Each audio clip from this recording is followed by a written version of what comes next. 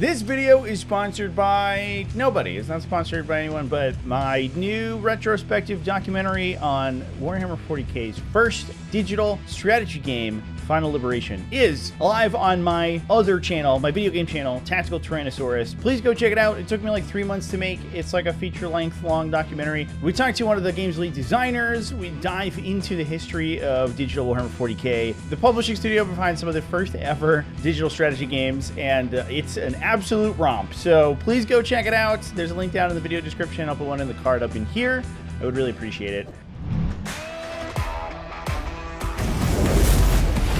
What's up, folks? Welcome back to TacticalTortoise. My name is Trevi, and I feel like I've just been in a car accident with the amount of whiplash I'm getting from these Grotsmas detachments. Yesterday, we spent a solid 22 minutes talking about how just super dumb and bad the Hex Warp Thrall Band was. But today, we're talking about the Halo Screed Battle Clade. These names are just doing it for me. And this detachment is the opposite. It's amazing. Let's frickin' talk about it. As always, with these videos, we're gonna talk about the new detachment. We're gonna talk about some ways you can play it, some synergies you can use, as well as go through a list built using the detachment. I have a whole playlist of these videos, and I'm doing them one every day for the entire month, as long as people keep watching them. So please do the like and the subscribing, and I appreciate it. So with that, let's dive into what exactly constitutes a Halo Screed Battle Clade. The detachment rule today is Noospheric Transference.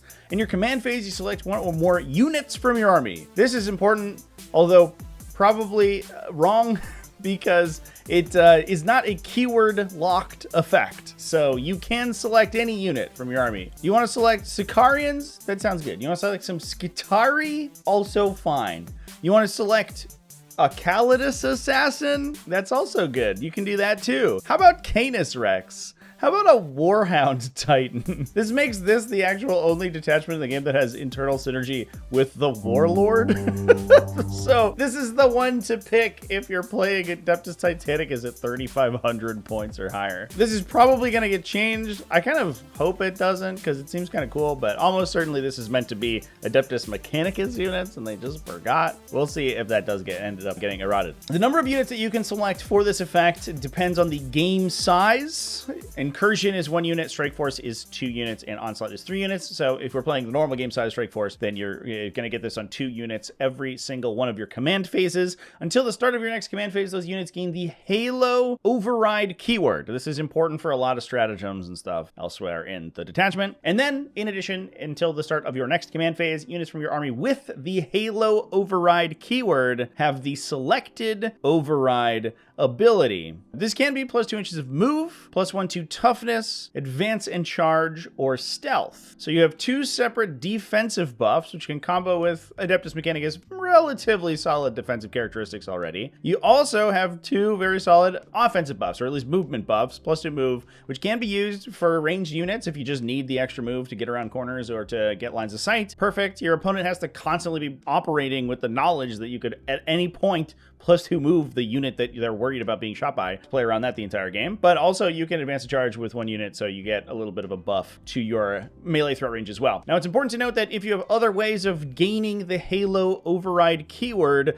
these effects will apply to that unit, even if that unit wasn't one of the selected units, thanks to Noospheric Transference in your command phase. And speaking of which, let's talk about some enhancements. The first one is Transoracular Dyad Wafers. This is a Cybernetica Datasmith enhancement. When the bearer is attached to a Castle and Robots unit until the end of the battle, models in that unit have the Doctrina Imperatives ability and gain the Halo Override keyword. And so, like I said, they're also going to gain the effects from Noospheric Transference. This unit cannot be selected when selecting units as part of the Noospheric Transference detachment role. That's you can't give them the keyword twice. It doesn't really do anything. So I guess there's a sort of boilerplate in there, but they will still gain the ability because that affects all units with the override keyword, regardless of how they got it. Castle and Robots are such a silly datasheet because the design team just in no way wants to make them on a base level synergistic with any of their faction abilities. And this is been a problem for them for like 2 editions. So they are not allowed to have the army ability, and they're not typically allowed to sort of benefit from detachment stuff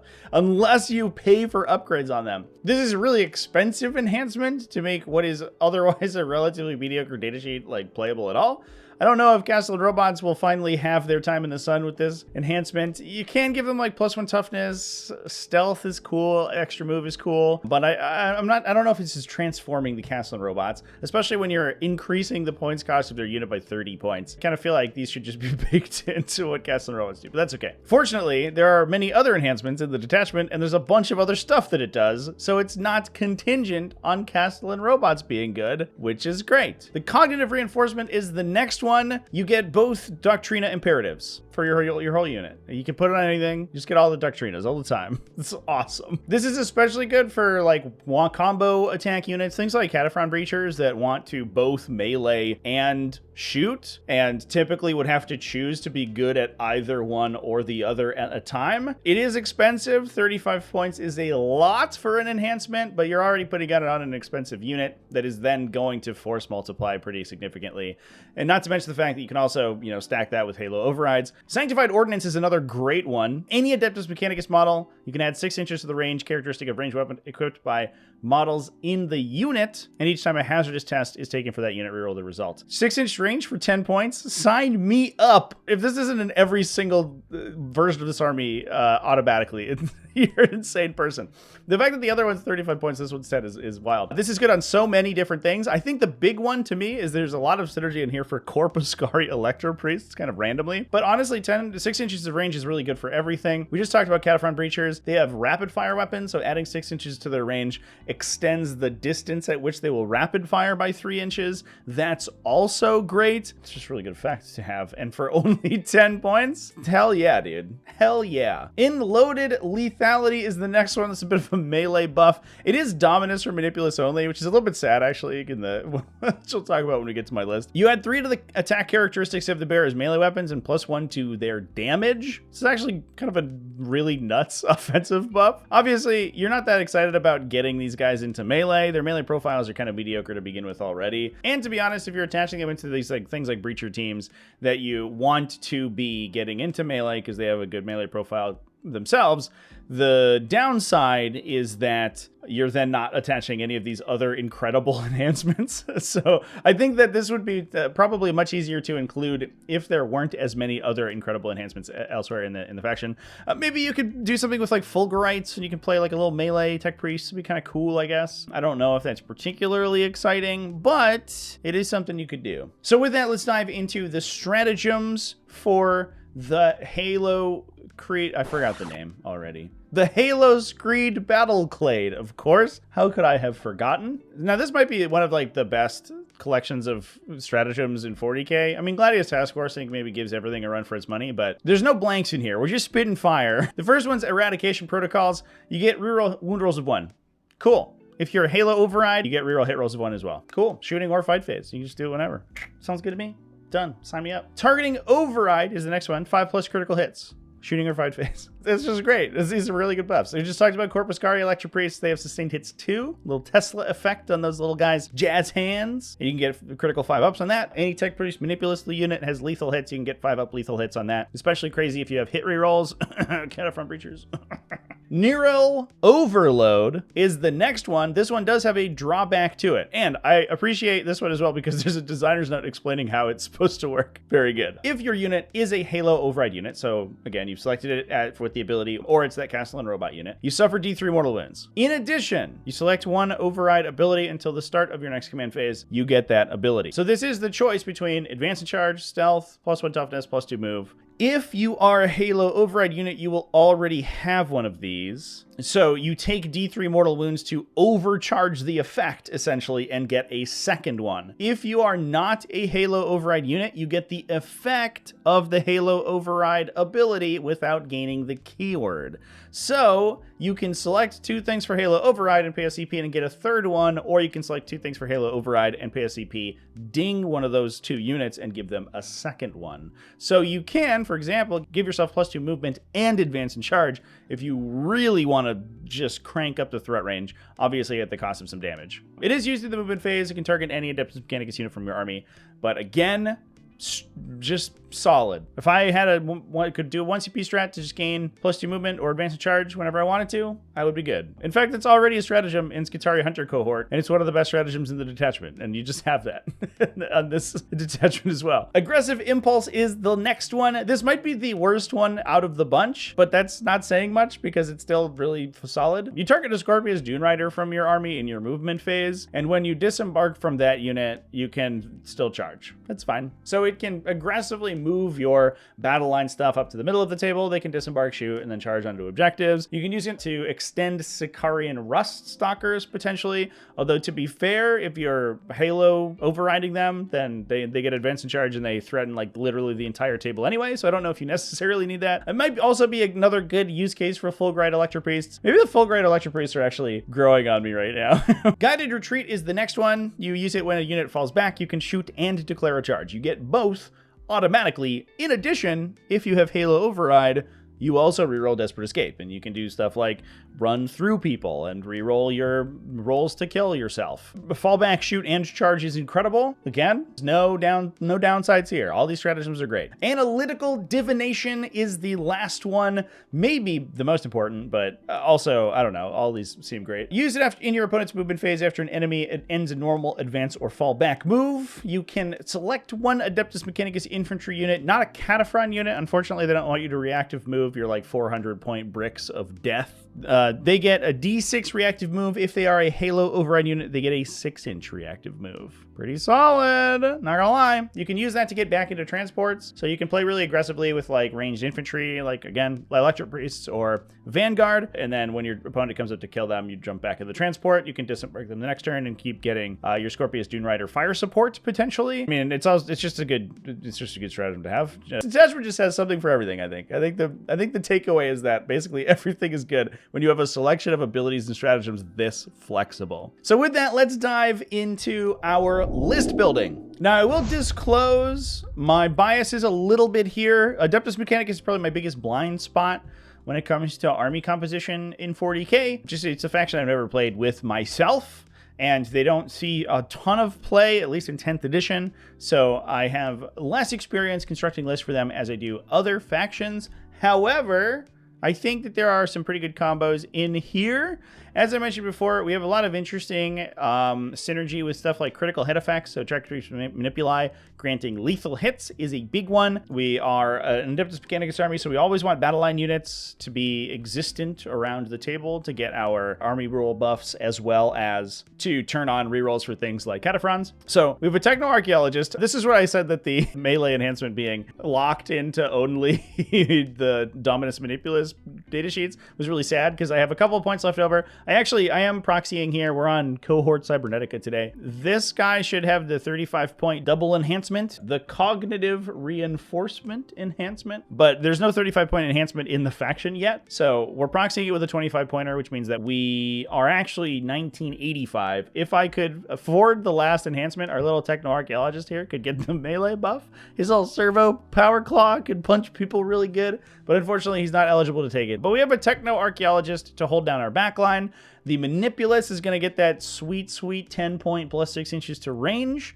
We then have a Ranger unit and 2 Skitarii Vanguard units. We're starting with 3 Scorpius Dune Riders, so we can embark the 2 Vanguard units if we need them to. We then have a unit of Corpuscarii Electropriests. I think these guys are pretty interesting because you can get that 1 CP 5-up critical hits, and we get lethal hits if we attach a Manipulus into the unit, and we can extend their range. The big downside of these guys is that they only have a 12-inch range to begin with. You extend that out to 18, you give them that critical 5s, so they should be 100% converting their attacks and also getting like 10 or so lethal hits out of that. And then you can also give them wound rerolls by disembarking a Scorpius Dune Rider. So the damage from this unit is actually pretty extreme, and they're a unit that could potentially reactive move back into their transport if your opponent comes up to try to deal with them. So sort of operating in the vicinity of Scorpius Dune Riders is always going to be good for them. They're another unit as well. They're not good in melee, but they aren't bad. And if you need them to charge to take an objective, then you can use the stratagem to charge after the transport moves. So they have a lot of synergy internally with the stratagems in the detachment. We have a Cataphrone Breacher unit that's going to attach into the guy who gives them all of the Doctrina imperatives. So he can do +1 to hit in both melee and shooting and +1 AP all at the same time. Plus, we also have access to the 5+ critical hits on these guys. They get hit rerolls when they're next to a battle line unit, so we have rerolls to try to fish for those lethal hits. If you're shooting at a non-vehicle, if you're shooting at a vehicle,